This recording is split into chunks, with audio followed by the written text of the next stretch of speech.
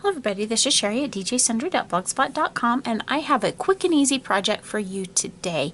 This is actually a project that I designed for my 2016 Annual Inspirations Crop Till You Drop for my local friends, as well as for a virtual crop that I am hosting. Now by the time you're seeing this video, most likely the crop is over, but the project is still something that you can make using some of our newest projects.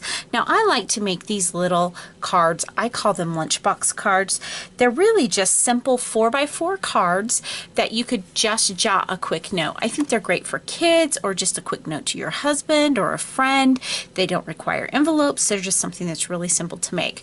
So what I did is I took a piece of white daisy cardstock and I cut it to be 8 inches long by 4 inches wide, and then I scored it and folded it at 4 inches. Then I took a piece of the adventure cardstock that you see here, and it is so bright and cheerful that I knew that I wanted to keep one of these for myself. So when I was kidding, I made sure that this is going to be the one that I show you. So I cut it at 3 7/8 by 3 7/8 because I still wanted to have a little bit of the white border, but I wanted to show off as much of that paper as we could. Then I took another piece of white daisy cardstock and I cut it at 3 1/2.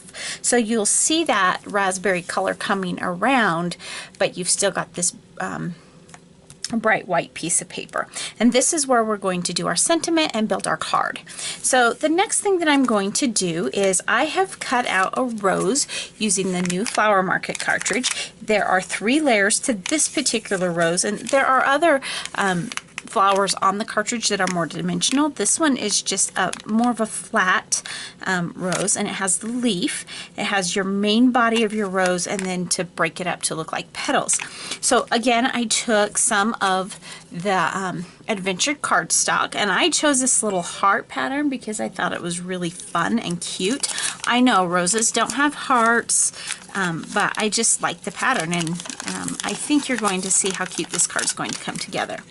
Then I took just the solid raspberry color and I cut this part out, and then I ran it through my little Xyron, and now I have to twist it until I find the way that it goes together.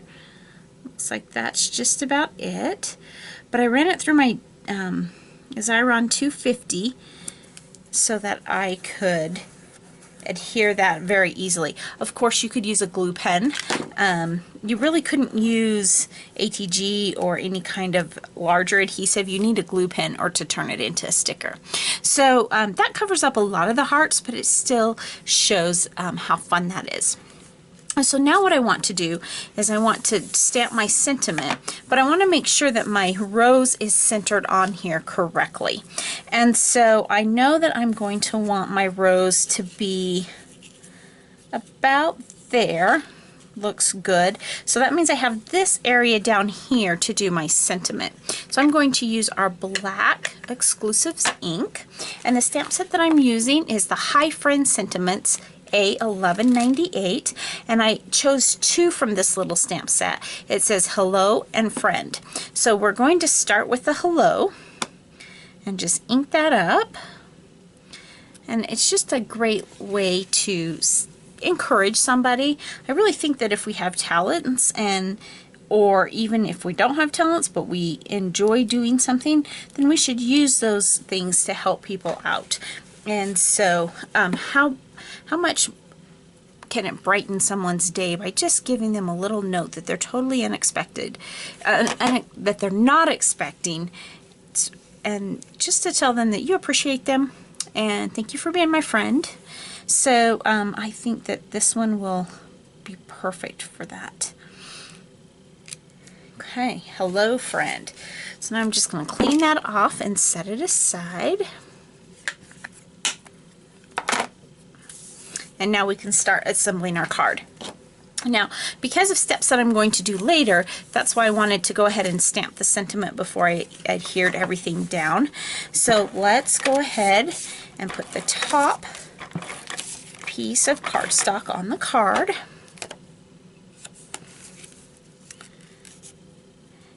If you're wondering why I put the raspberry cardstock on first, it's simply because it's really hard for me to get that straight when it's on camera. Even when it's not on camera, when there's so little white border around it, I kind of struggle with that, and I didn't want to get my head in the camera. So actually that would almost be cute like that, but of course let's make it cuter.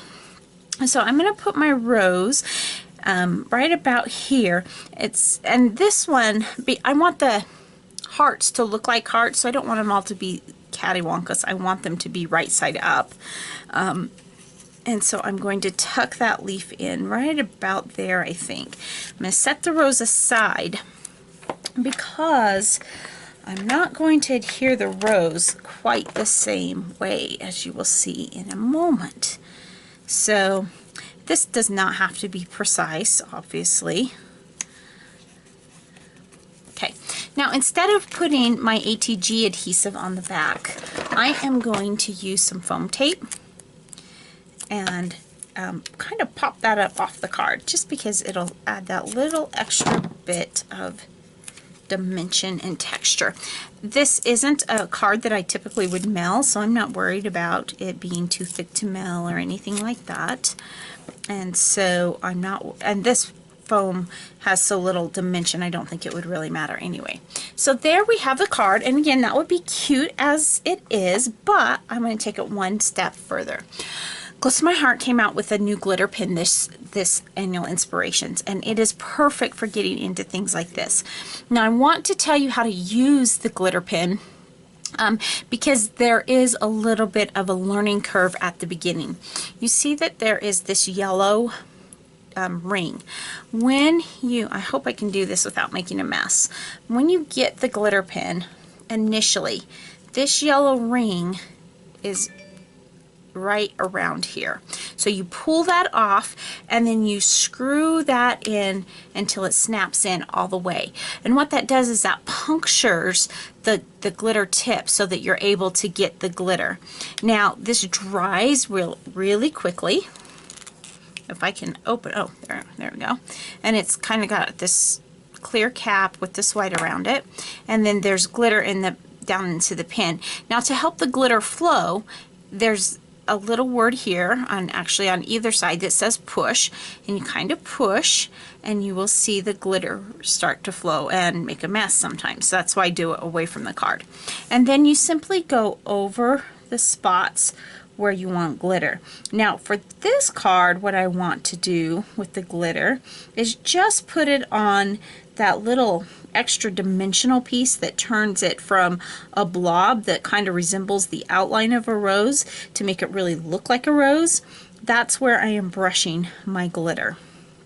I really like this pen, and this is, I'll show you another card that I did at the end of the video, and you will see that I did the exact same thing on that card.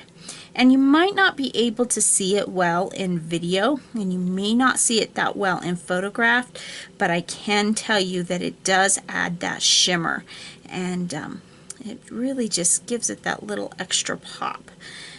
So I really think that you'll like it if you check it out. So there we have it, and it doesn't take long to dry. The one I did previously didn't take long to dry either. And so there we have our Hello Friend. Now let's move that aside and let me show you the other one that I did. Identical except for color, and I actually do see that the video is picking up that shimmer. See how that shimmer just pops through? This is also in the adventure pack, and it is the purple in the adventure pack. I believe it's called Pansy. Whoa, I about put glue on that. The other thing that I noticed when I look at this one is I also added some of this shimmer pin to the leaf. So it just adds that little extra special touch. It's one that you really can't, I mean, it just adds that little bit of pizzazz. You probably don't even think about it missing it until you see that it's there. So thanks so much for stopping by today. And remember, take some time to enjoy the little things. Have a great day. Bye.